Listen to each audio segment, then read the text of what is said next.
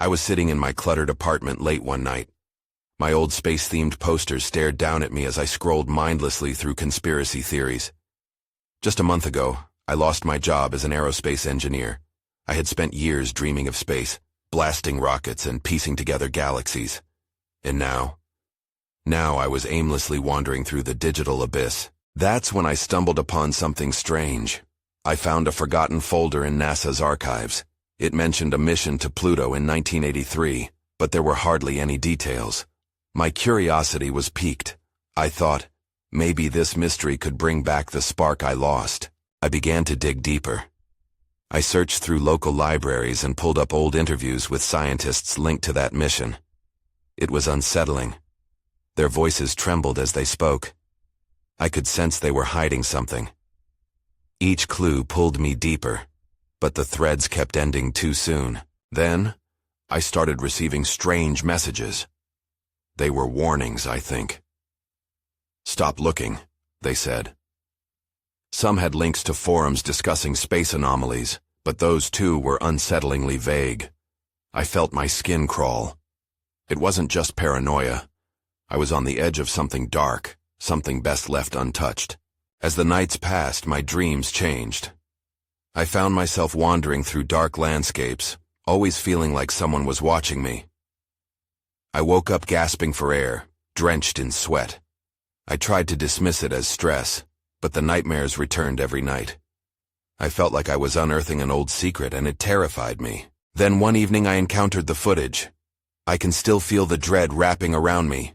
It was labeled 1983 Pluto Mission. I clicked play, and my heart sank. The screen flickered to life, revealing a spaceship gliding through endless darkness. But it was the shadows surrounding it that made my stomach twist. There were shapes dancing around it, indistinct and creeping. I was frozen. My hands felt clammy. What was I watching? Something told me I was standing on a dangerous threshold. This was no simple mission, and I had unearthed something meant to be forgotten. The hairs on the back of my neck stood up. I whispered, "Stop." But it was too late. Just as the video blacked out, I heard it. A soft voice calling my name. I jerked my head around, but there was nobody in my small apartment. My heart raced, and I wanted to shake the feeling, but I couldn't. I tried to convince myself it was just stress, but days passed, and I couldn't ignore it. The feelings of dread and being watched grew stronger. Each time I researched, it felt like I was digging deeper into a grave I wasn't supposed to uncover. What had I really found? I could feel a creeping fear that this wasn't just curiosity anymore. Was I alone in this? Or was I being pulled into a mystery that wanted to stay buried? The silence of the archives echoed back at me, sharp and chilling. The following day, I felt an unsettling mix of determination and fear. I needed to know more about the 1983 mission. As uncomfortable as it was, my curiosity overshadowed my terror. I called a contact from my old job, Dr. Jacobs. He was a senior engineer at NASA and had worked on space exploration for decades. I hoped he could shed some light on this strange mission. When I finally reached him, his voice was cautious. "I can't talk about that," he said, almost a whisper. "You need to forget you found anything. Trust me." His response sent shivers down my spine. I could hear the panic in his tone, but I pressed on. "You have to tell me, please. What happened?" There was a long pause. "Meet me at the park tonight. I'll say more then," he whispered before hanging up. I spent the rest of the day a bundle of nerves. What was he so scared of? I had heard rumors of classified experiments, but this sounded different. I couldn't shake the feeling that I was walking into a trap. As evening approached, I prepared myself. I grabbed my jacket, trying to ignore the flutter in my stomach. When I arrived at the park, it was quieter than usual. The flicker of streetlights barely cut through the darkness. I could barely make out the figure of Dr. Jacobs waiting by a bench. As I approached him, I noticed he seemed unsettled. "Thanks for coming," he said. His eyes darted around like he expected someone to jump out of the shadows. "There's a reason the 1983 mission was buried." I waited for him to continue, but instead he leaned closer. "They didn't find what they expected." His voice was barely above a whisper. They found something else. Something dangerous. What do you mean? I asked, breathless. Before he could answer, a rustle in the bushes caught my attention. I glanced over and my heart stopped. A shadow moved, shifting awkwardly just beyond the light. It was too dark to make out any details, but something was there. I felt the panic rising in my throat. "Dr. Jacobs, we should—" I started, but he grabbed my arm. "Go! Now!" His urgency snapped me into motion. We bolted down the park's path, but I could feel the darkness closing in around us. The sense of being watched intensified, and I glanced back. The shadow that had been watching us was following. I sprinted down the street, not daring to check if Dr. Jacobs was still behind me. When I finally reached my apartment, I slammed the door shut and locked it. My heart raced. I leaned against the door trying to catch my breath. Then it hit me. I realized I had forgotten my phone at the park. Panic gripped me once again. What did I leave behind? More importantly, what did Dr. Jacobs mean by dangerous? Confusion clouded my mind, but one thing was clear. I needed to go back. Even if it terrified me, I had to uncover the truth. That's when I knew this wasn't just about curiosity anymore. This was about survival. As I steeled myself for another journey into the unknown, my mind raced with thoughts of who or what could be watching, and I couldn't shake the feeling that the shadows were only just beginning to unveil their secrets. I paced my apartment, the ticking clock only amplifying my anxiety. The park loomed in my mind like a dark shadow, and I couldn't keep my thoughts straight. Dr. Jacobs knew something that could change everything, but I was left with more questions than answers, and now I didn't have my phone. After a relentless internal battle, I made my decision. I had to return to the park. Maybe that phone held crucial information, or maybe it'd lead me to Dr. Jacobs again. Either way, I needed to know more about what he meant by dangerous. As I stepped outside, a chill ran down my spine. The streets were quieter than ever, each small sound amplifying my fears. I glanced over my shoulder, half expecting to see that shadow lurking behind me. But the night was just dark and still. When I reached the park, the air was thick with tension. I could see the bench where we had met, but it felt different now. Haunted. I hesitated, then took a deep breath and walked toward it. My heart pounded with every step.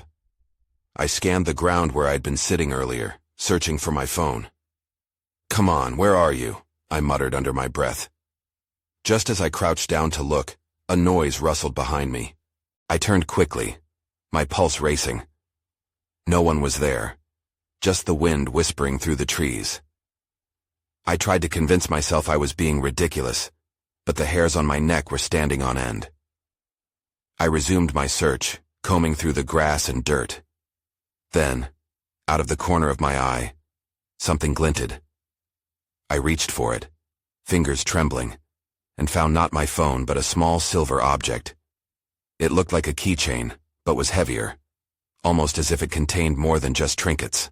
Just then, my thoughts were interrupted by the sound of footsteps crunching nearby. I froze, adrenaline shooting through me like lightning. I looked around, half expecting someone to emerge from the shadows. My heart raced as I pressed into the darkness, pressing myself against a tree for cover. "Dr. Jacobs?" I whispered, hoping against hope that it would be him. But the footsteps continued, coming closer. I could see a figure now, a silhouette outlined against the faint light. They had a strange posture, moving with an unnatural gait. I held my breath. Whoever it was, they didn't seem to see me. I strained to hear their words, but just then, a flickering light caught my attention. My eyes widened as I noticed a flashlight beam sweeping through the park. They weren't searching for me. They were searching for something else. That's when I felt the keychain in my pocket. I hadn't even registered why it was important. But now, with the figure and the flashlight bearing down on me, I felt a renewed urgency. Whatever was on that keychain could link me to whatever Dr. Jacobs was frightened of. I needed to leave before they spotted me. But as I turned to slip into the nearby shadows, my foot caught on a branch. I stumbled, and the figure turned toward me, the beam of light landing squarely on my face. Everything froze. I had been seen. "Who's there?" they called, voice low and threatening.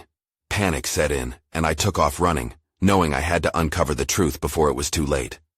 I sprinted through the darkness, my heart pounding in rhythm with my racing thoughts. I had stirred something that may be better left undisturbed. I darted into the thicket, branches clawing at my arms and face as I pushed through the dense undergrowth. The beam of light followed me, flickering between the trees as the footsteps grew louder. Whatever this person wanted, I didn't want to stick around to find out. I could hear them gaining on me. Sweat dripped down my back. My mind raced, not only with the fear of being caught, but also with the contents of that strange keychain. What was it? What connection could it possibly have to Dr. Jacobs and his warnings? I stumbled around a corner, finding myself near the fence that bordered the park. The exit was close, but I could still feel the presence of my pursuer relentlessly chasing me. I pushed harder, fear dragging me faster than I thought possible. Just as I burst through the bushes, I skidded to a stop. My feet hit the dirt path and I glanced back. The figure was still there, their flashlight beams sweeping the ground as they searched for me. I couldn't let them see me escape, so I ducked behind a nearby tree. I pressed my back against the rough bark, breathing heavily, listening intently. The footsteps slowed, pausing as they approached the fence. My heart sank when I heard their voice again. "You can't hide forever." They sounded close enough that I could almost feel their breath. I clenched the keychain in my pocket, desperate for a distraction. I waited for the right moment, my heart pounding in my chest, and just then, I heard a loud crashing noise on the opposite side of the park. The figure turned sharply, instinctively moving toward the sound. I used the opportunity to slip away, racing towards the edge of the park.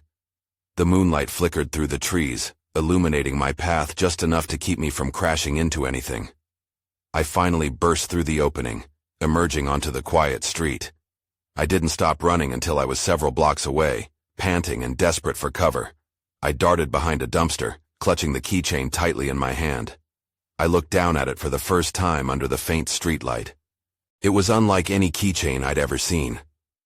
The metal was cool against my palm, and part of it had an intricate design, shapes and symbols that felt oddly familiar, yet foreign. My pulse quickened. What secrets could it hold? And why had it been left there in the park? Before I could think too deeply, I heard distant sirens approaching, cutting through the night air. I needed answers fast. With my heart still racing, I stood and quickly started to move down the empty street. My mind raced with thoughts of returning to my apartment to search for clues about the keychain and its link to Dr. Jacobs. Maybe, just maybe, this could lead me to the answers I sought. But as I glanced back to ensure I wasn't being followed, I froze. Across the street I noticed a figure standing in the shadows watching me. I couldn't tell if it was the person from the park or someone else entirely. My breath hitched in my throat. I had to get out of sight, but the figure took a step forward, slowly revealing themselves. "Hey, it's okay. I'm not going to hurt you," they called softly. Relief mixed with apprehension washed over me. Who were they? Would they help me? I took a hesitant step towards them, but the moment stretched on too long. The feeling of being watched crept back, and I found myself considering running again. I took a step back, unsure if I could trust the voice in front of me. The figure emerged from the shadows, revealing a young woman with dark hair pulled into a ponytail. She wore a denim jacket over a faded t-shirt, and her eyes were wide, as if she understood the urgency of the situation. "Please," she urged, glancing around nervously. "I just want to help. I know you're in trouble." Her voice was calm, which helped ease my anxiety, but I still hesitated. "Who are you?" I managed to ask, my voice trembling slightly. "My name's Lila. I saw you at the park. That guy was after you, wasn't he?" She nodded towards the direction I had come from. "I've been trying to figure out what's going on." The mention of the mysterious figure sent fresh waves of fear coursing through me. It felt like the world was pressing down on me, and I could hardly breathe. "How do you know that?" "I didn't realize until you ran past that you had something they wanted. That keychain. It's important, isn't it?" She stepped closer, her eyes locked on my clenched fist. I narrowed my eyes, weighing my options. I could run again, but that felt futile. What do you know about it? Lila hesitated, chewing her lip. I overheard some things. People talking about secrets, hidden technology. It sounds insane, but I think it connects to the old NASA missions. They were investigating something that shouldn't have been found. Her words sent a chill down my spine. The 1983 NASA mission to Pluto. I remembered hearing snippets about it, but nothing detailed. Why would anyone care about a keychain? It's not just a keychain. There are stories about people using symbols to unlock, well, new possibilities. I think it ties to the mission, and maybe even to Dr. Jacobs. My stomach twisted at the mention of his name. He warned me to stay away from anything linked to that mission. Had I unwittingly stepped into something far more dangerous? Listen, I said, my voice barely a whisper. Can we get out of here? I don't know if that person is coming back. Absolutely, Lila said urgently. There's a cafe a few blocks down, we can talk there. With her leading the way, we moved stealthily down the street. My heart raced, terrified that shadows might hold lurking threats. As we took a turn, I glanced back, but the street remained empty. When we arrived at the cafe, the glow of the neon lights felt almost comforting. We hurried inside, the door chiming softly behind us. The room was mostly empty, a few late-night patrons absorbed in their own worlds. We slid into a booth, the scent of coffee and baked goods hanging in the air. Okay, I said, trying to gather my thoughts. What do you know for sure? Lila hesitated, then leaned in closer. I found something while digging around for information about the mission. You won't believe it. That's when I noticed something out of the corner of my eye. A blurry figure stood outside the cafe, their face obscured in the shadows. My heart dropped. Someone was watching us again. Lila, we have to go now, but it was too late. The figure stepped forward, revealing a familiar silhouette. It was the person from the park. Dread settled in my stomach as I realized I wasn't safe yet. I barely had time to process the figure's appearance before they were inside the cafe, locking eyes with me. My stomach twisted, and I could feel panic rising. It couldn't be.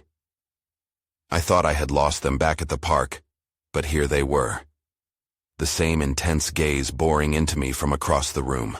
Lila, we need to move, I urged, my voice low but urgent.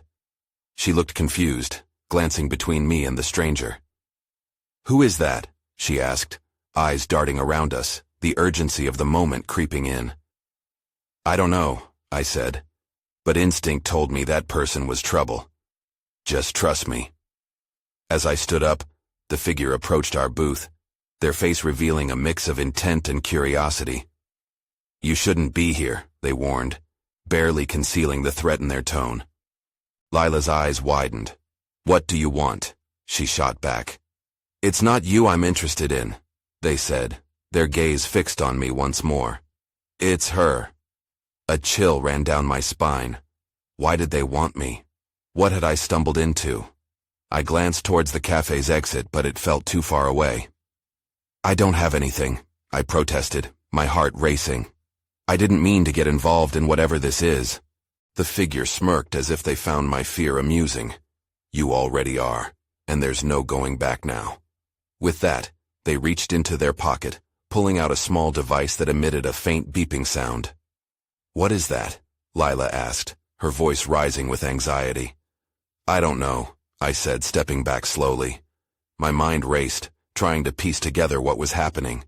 The device reminded me of something Dr. Jacobs had mentioned in passing. It's not connected to the keychain, is it? The figure tilted their head, studying me with a mix of interest and annoyance.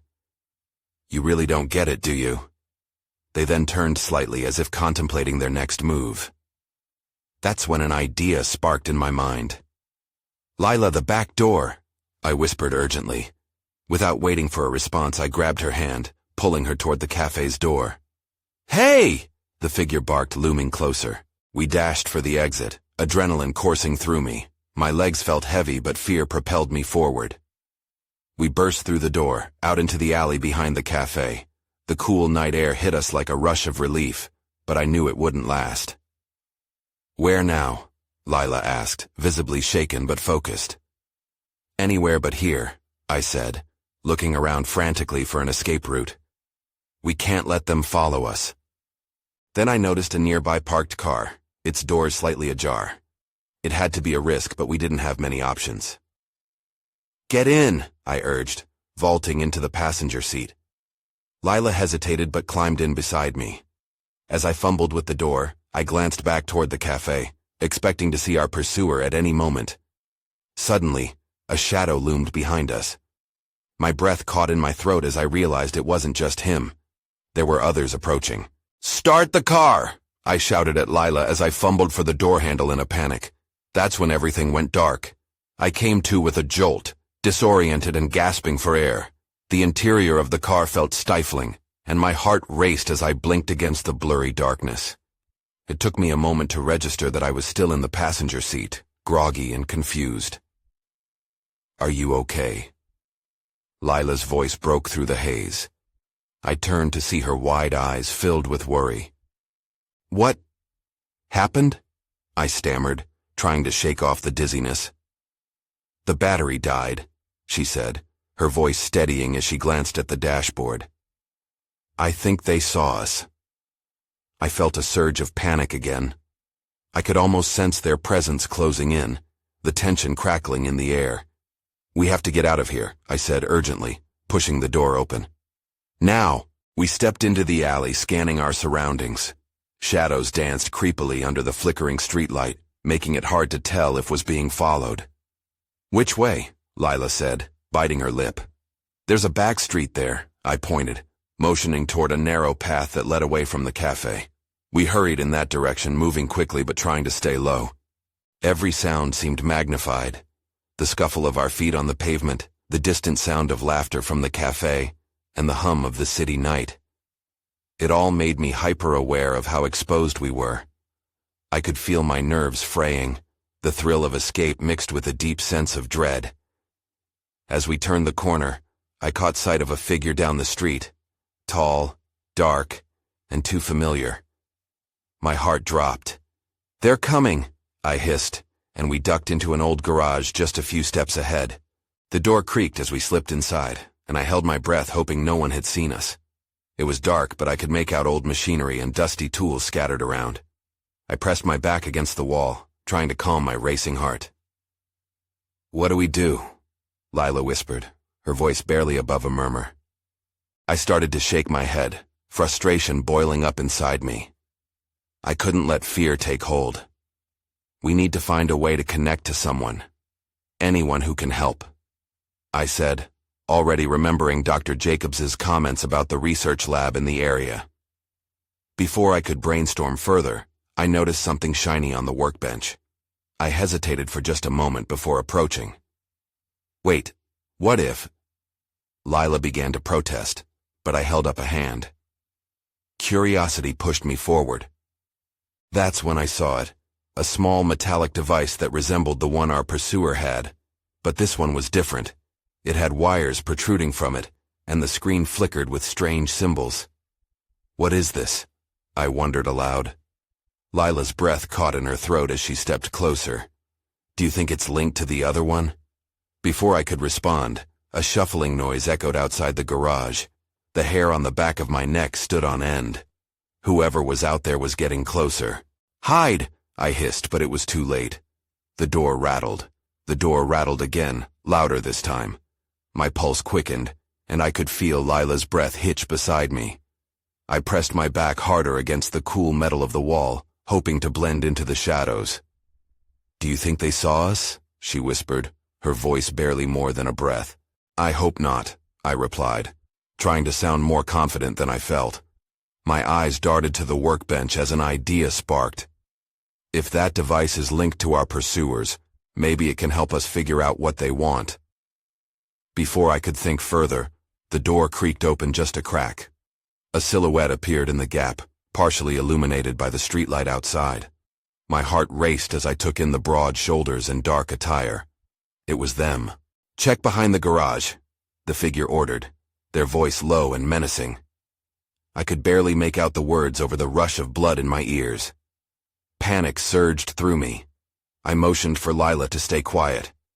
If they came all the way in, we'd be trapped. I could hear their footsteps shuffling, growing louder until the weight of their presence filled the space. Nothing here, the figure said, peering into the cracks of the garage.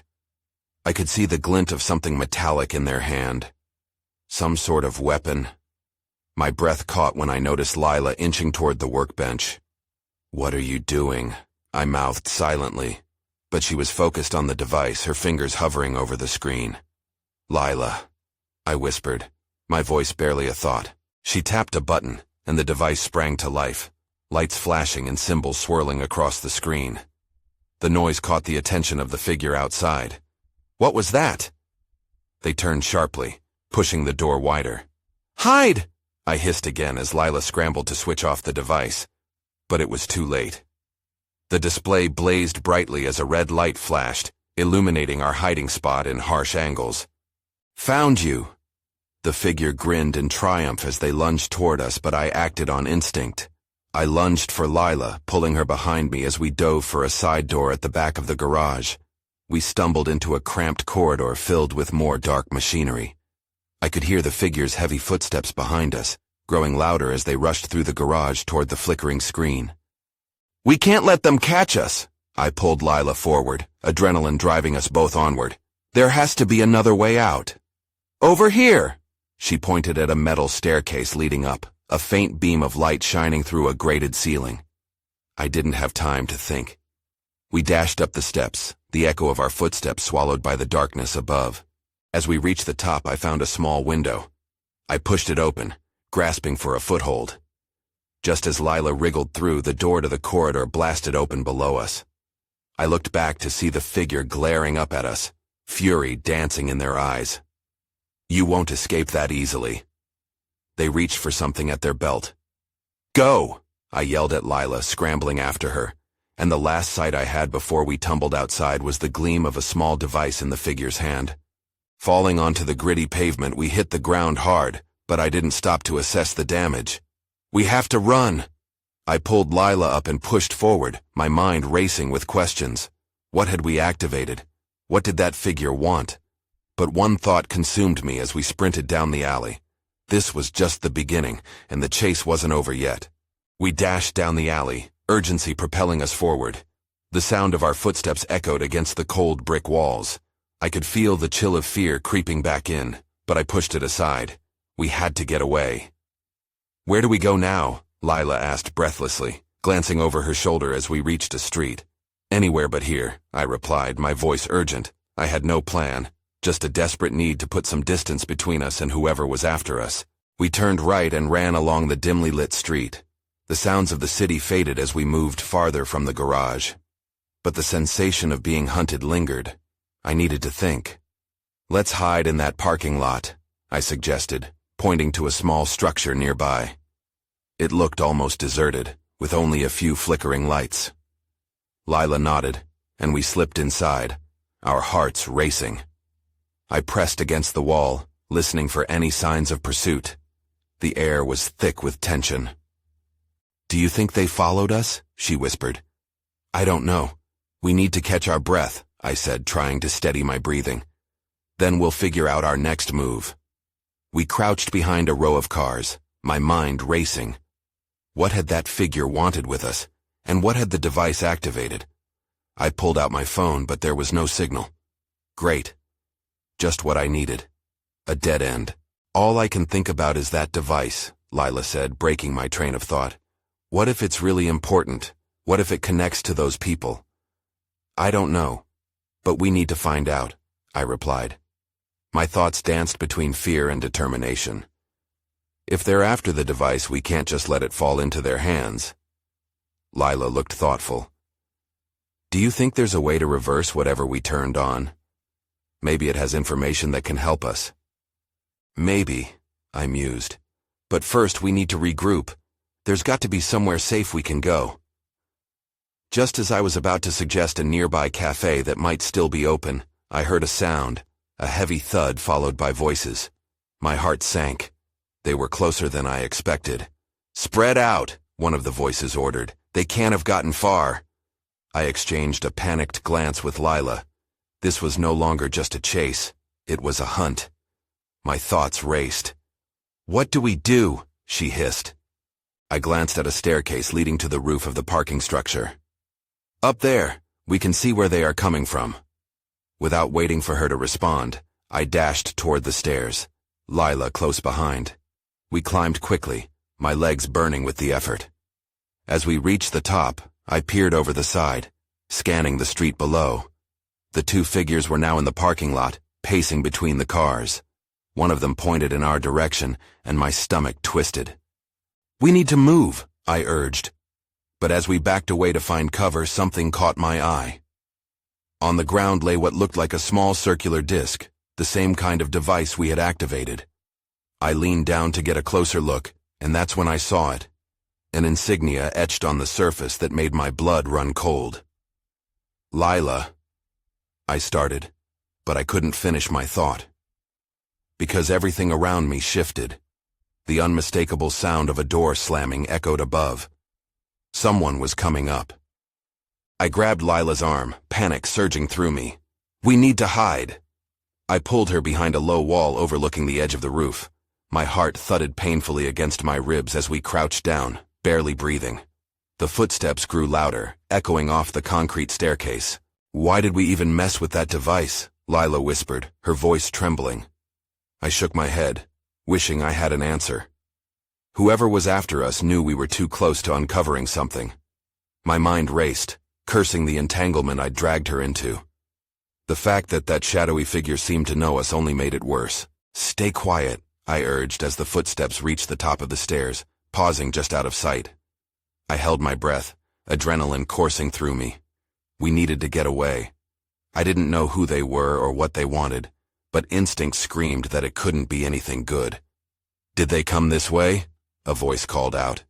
Not threatening, but with a keen sharpness that cut through the tension. "I saw them disappear behind the wall. They wouldn't have made it down the stairs," came another voice, deeper, more authoritative. "We'll sweep the roof. They can't hide forever." My heart sank. There was nowhere left to run. Just then, a flicker of light caught my attention. A reflection off the disc lying on the ground. I silently pointed to it, hoping Lila would understand. If we could use it, maybe we could escape whoever was tracking us. "On three, we grab it and make a break for the edge of the roof," I whispered. "Ready?" She nodded, determination gleaming in her eyes. 1, 2, 3. We lunged for the disc, and as I grasped it tightly in my hand, I felt a jolt of energy pulse through me. An unmistakable connection to something unknown. Something bigger than either of us could comprehend. For a split second, visions of swirling stars and distant, haunting shapes filled my mind. But then they faded as quickly as they came. Just as I turned to sprint toward the stairwell, the figures appeared. The first one raised a hand, but the power in the disc surged once more. I squeezed it tightly, hoping for direction or a means of protection. The signal flickered, vibrating with a life of its own, and suddenly the world around us shifted. The shadows deepened, twisting the air around us. A loud clap reverberated as the atmosphere awoke from its slumber. Time felt suspended as the figures turned to each other, expressions twisted in confusion. "Get them!" the authoritative voice shouted, but it felt far away, as if submerged in water. Lila grabbed my arm and we bolted as everything whirled around us. The roof's edge rushed toward us, my heart racing as if we were hurtling straight into oblivion. As our feet hit the last concrete steps, I glanced back at the figures. The landscape began to flicker and shift behind them, light bending and swirling like a living canvas. We couldn't slow down, not now. "Keep running," I shouted as we hurtled through a doorway and down a narrow flight of stairs. But there was no guarantee of safety waiting at the bottom, just more uncertainty. The world around us continued to shake, reality flipping and twisting, and my mind screamed at me to believe. This disc had power, but what kind? As we burst through the door into the alley below, the night sky above us seemed to fold in on itself. I felt a mix of exhilaration and dread. We were alive, but for how long? With no time to ponder, I pulled Lila along, stumbling into the moonlit street. The city loomed before us, and I had no inkling of where we were headed, aside from away from the danger we had ignited. But as I glanced over my shoulder, I spotted only shadows. The figures had vanished. The night was heavy with questions. Why were they after us? And what was that device truly capable of? As we walked in the chaotic silence, Lila turned to me. What now? The uncertainty in her eyes mirrored my own.